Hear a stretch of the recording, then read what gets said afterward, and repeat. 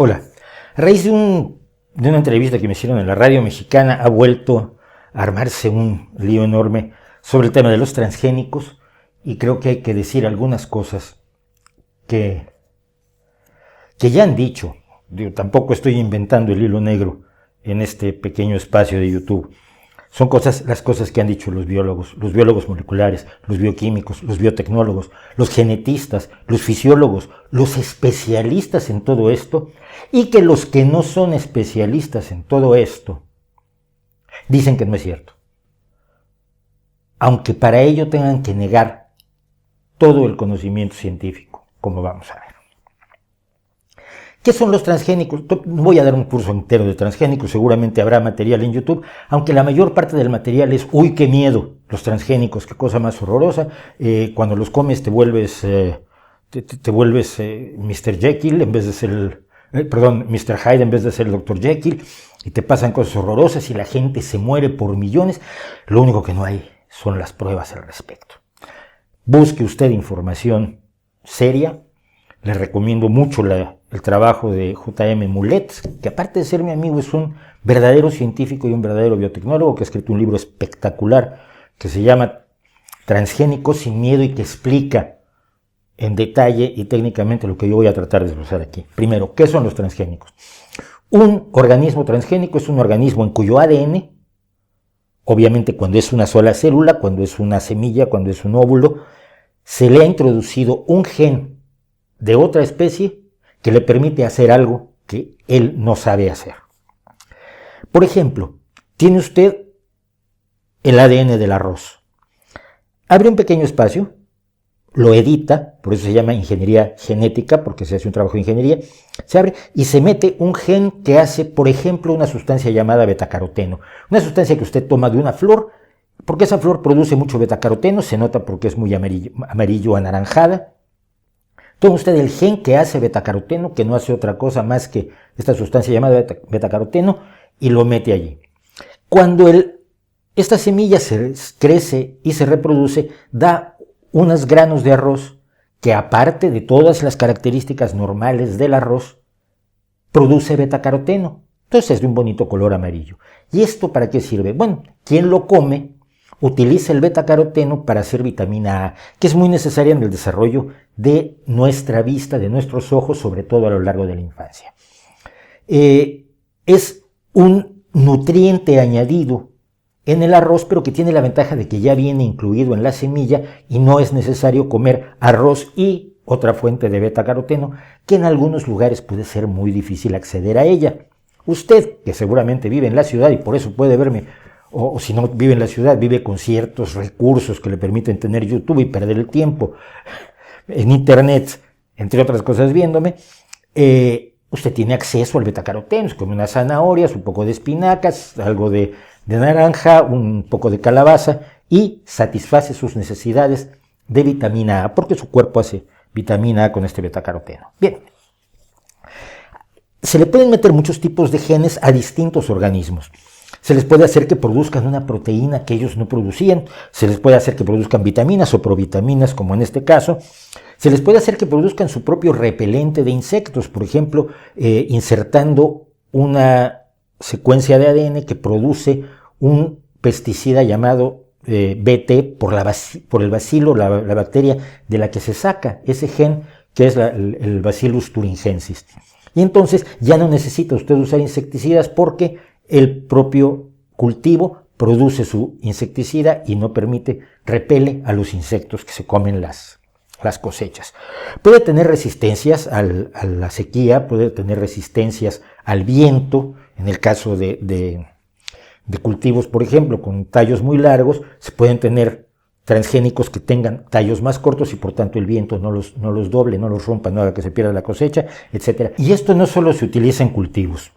Por ejemplo, se utiliza una bacteria, el Escherichia coli, para producir insulina. Se le ha insertado a un cultivo de Escherichia coli el gen de la insulina humana y esta bacteria hace su vida normal, pero también utiliza parte de sus nutrientes para crear insulina humana. Es la que consumen la mayoría de los diabéticos hoy en el mundo y les ha dado una enorme calidad de vida, una calidad de vida mucho mejor que la que tenían los diabéticos en el pasado, que tenían que usar insulina de caballo o de cerdo, que es ligeramente distinta de la humana. Tiene características propias que a la larga traían problemas.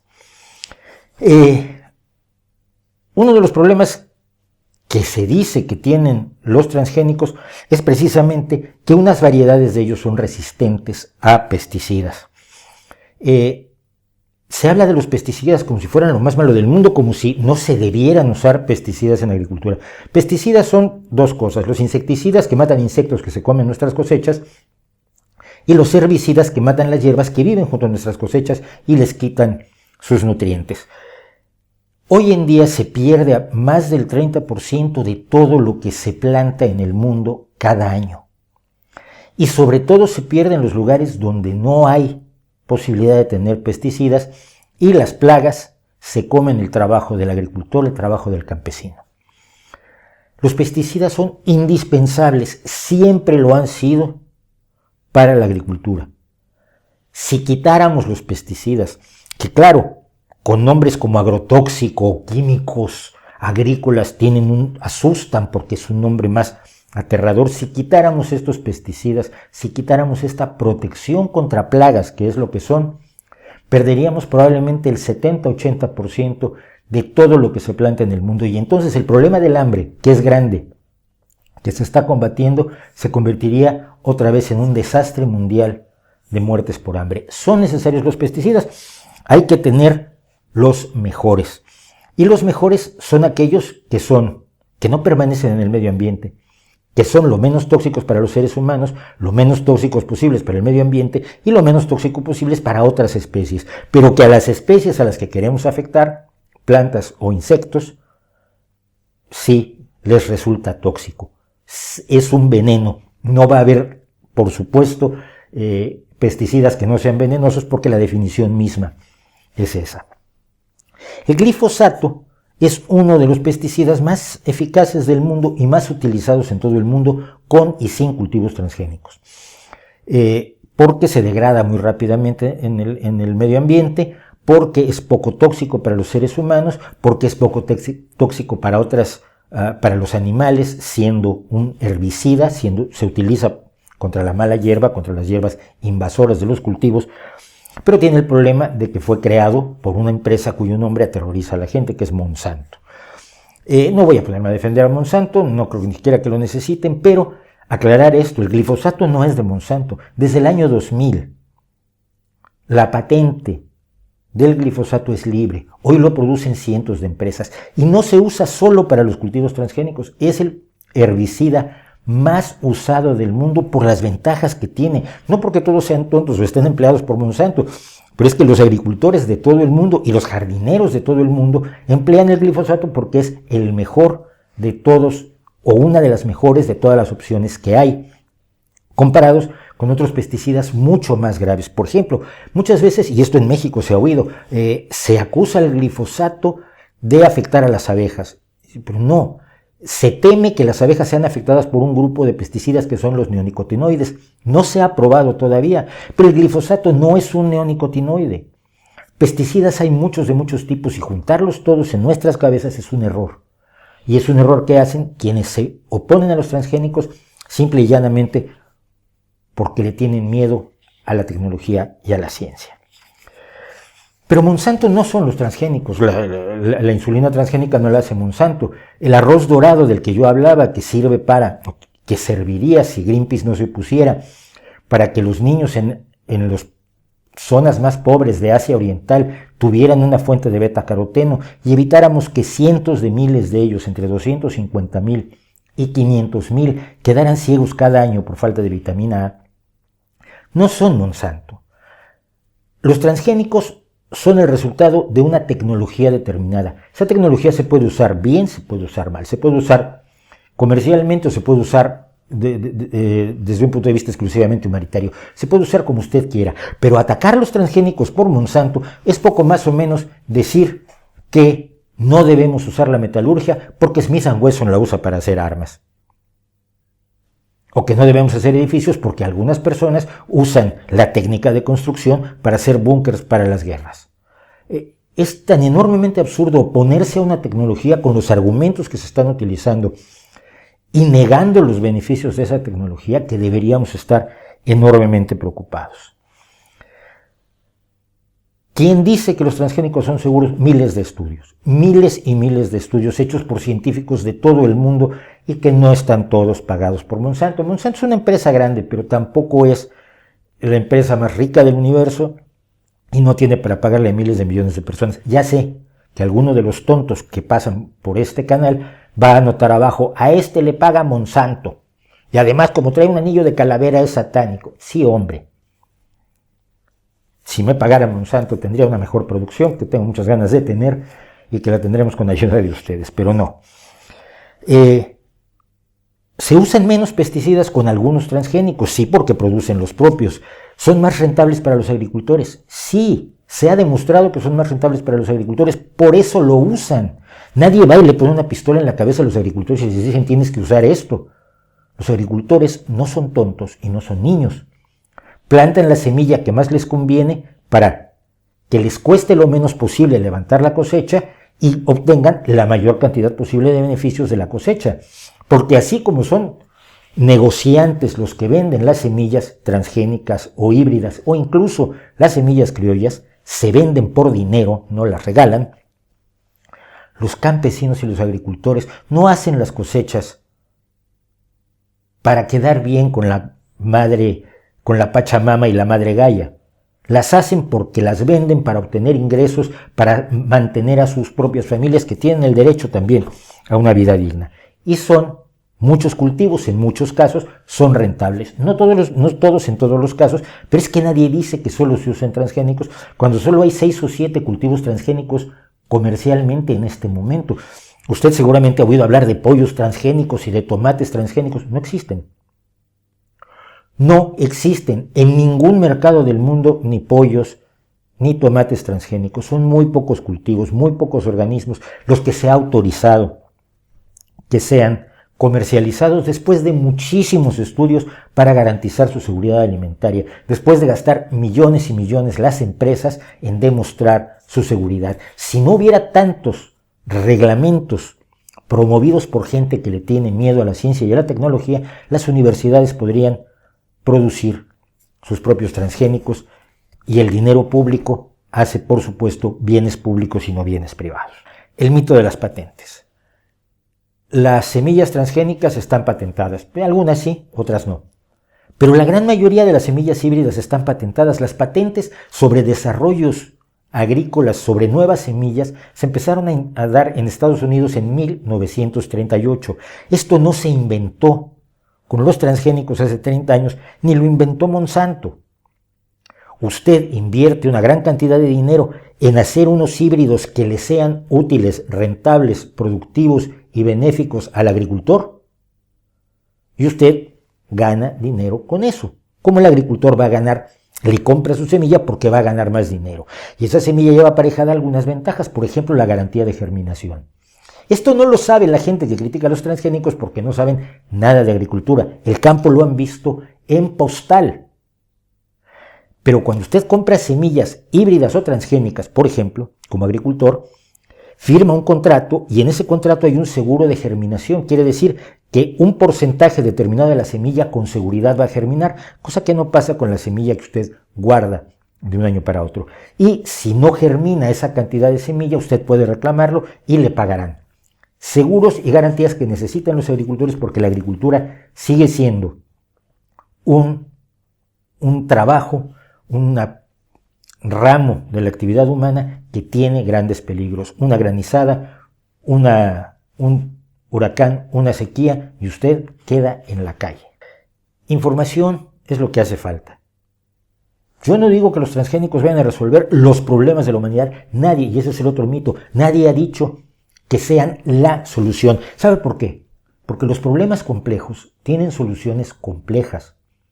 Los problemas del campo, los problemas del hambre, los problemas de la productividad, los problemas de la alimentación, de las distintas dificultades o defectos de la alimentación que hay en distintos lugares del mundo por distinta climatología, por distintas costumbres, por distintas tradiciones, por distintos hábitos incluso del recetario cotidiano de la familia, no se resuelven con una cosa.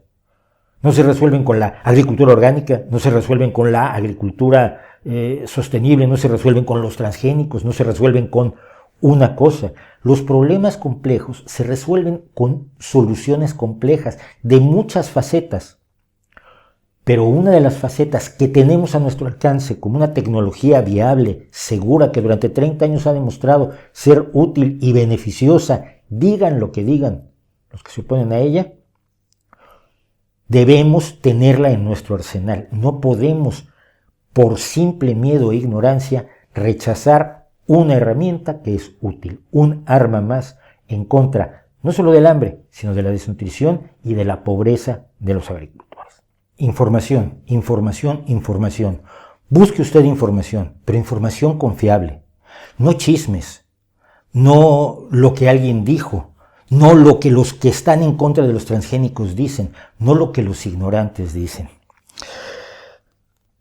Cuando yo entrevisté al director de Greenpeace España hace unos años, una entrevista que no se ha podido publicar, pero que es perfectamente vigente, yo le preguntaba, ¿por qué no podemos tener todo, agricultura sustentable y transgénicos, utilizar todas las herramientas a nuestro alcance para resolver los problemas complejos que tenemos? Y él me decía, porque nuestras creencias nos lo impiden, por lo que yo creo, sin ninguna base científica, sin ningún conocimiento, sin ningún estudio, porque nosotros creemos en la falacia de lo natural. Lo natural es bueno, lo artificial es malo. Me lo decía usando zapatos, que son artificiales, porque como usted sabe, somos el único animal que usa zapatos. Me lo decía. Vamos a ver el fragmento. ¿Por qué no las dos cosas? Agricultura socialmente responsable con arroz dorado, que el arroz dorado no está diseñado para aportar el 100% de la vitamina. Porque creemos que la diversidad biológica natural de distintos cultivos, ¿no? Plasmados por la naturaleza, por el equilibrio natural, son muchísimo más efectivos que andar con experimentos artificiales. Que creemos que la naturaleza es muchísimo más sabia que el ser humano. Cuando uno tiene información, datos, estudios repetidos una y otra vez, exigencias reglamentarias de las más estrictas que ha habido en la historia de la humanidad para cualquier cultivo, cuando uno tiene demostraciones concretas de los beneficios de una tecnología determinada y el de enfrente tiene creencias, supersticiones, imaginaciones, la idea de que esto quizás es malo porque va en contra de la Pachamama, tenemos un problema. Alguien nos está engañando. Alguien nos está engañando y generalmente el que engaña es aquel que no puede sustentar con datos y hechos sus afirmaciones. Ni el problema alimentario de México, ni el problema de Argentina, ni el problema de Nigeria se van a resolver con los transgénicos. Pero no se van a resolver sin ellos. Esos problemas se van a resolver con todas las herramientas tecnológicas que tenemos. Y lo importante no son en sí los transgénicos, sino lo que hay detrás. El miedo a la ciencia, la desconfianza al conocimiento, la idea de que lo que saben los científicos, lo que han demostrado, lo que cualquiera de nosotros puede ir y comprobar con las herramientas de la ciencia, equivale a la opinión de unos ignorantes movidos por su superstición, que eso sí tienen cientos de millones de dólares cada año disponibles para promover sus creencias, como es el caso de Greenpeace. Desconfiar de la ciencia hace que desconfiemos de absolutamente todo. Desconfiar de los avances de la ciencia es desconfiar de lo que tenemos como resultado de esos avances. ¿Que ha habido errores? Evidentemente ha habido errores, pero no se han repetido. Todo el mundo me trae de regreso historias como la de la talidomida, que es verdaderamente atroz. Pero quien paró el problema de la talidomida fue una científica, no un ecologista político, no un creyente, no un supersticioso, sino una mujer de una gran calidad científica que aplicó la ciencia mejor de lo que lo habían hecho los demás. Y gracias a ella, por ejemplo, la talidomida no entró a Estados Unidos. Y gracias a los cambios que se hicieron en las regulaciones, en las legislaciones, en la forma en que se autorizan los medicamentos desde entonces, gracias a eso, no ha vuelto a ocurrir un caso similar. Porque aprendemos y nos volvemos más cautos y nos volvemos menos tontos. No todos, se entiende. No escuche usted propaganda, los que repiten lo mismo todo el tiempo sin sustentarlo en datos. Trate de ir a donde están los datos, porque saber con cierta certeza es siempre infinitamente mejor que creer. ¿No cree usted? Gracias por ver el video, por ver el canal, por recomendarlo si lo recomiendan, por decirme cuando les gusta o no les gusta un video determinado. Este canal lleva 9 años de existencia. El Retorno de los Charlatanes, que fue el blog que le dio origen, lleva 14 años de existencia. Esto se ha hecho sin ningún apoyo.